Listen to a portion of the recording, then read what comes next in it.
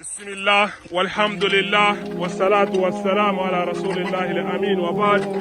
أحبتي في الله المشاهدوننا، فها نحن اليوم يوم السبت بالتاريخ 8 من شهر جمادى آخر عام 1447 موافقة ب29 من شهر نوفمبر عام 2025.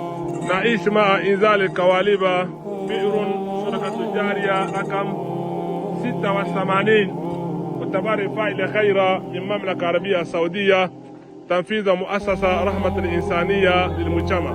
بارك الله فيكم وكتب أجركم وجعل كل ما تقدمونه في موازين حسناتكم. وإننا وصلنا أدركنا الأمال وتم إنزال بعض الكواليب كما تتابعون معنا. نسأل الله مولانا الكريم ويبارك ويتقبل ويجعل هذا الأعمال سببا بدخولكم الجنة بغير حساب ولا عذاب. بارك الله فيكم والحمد لله.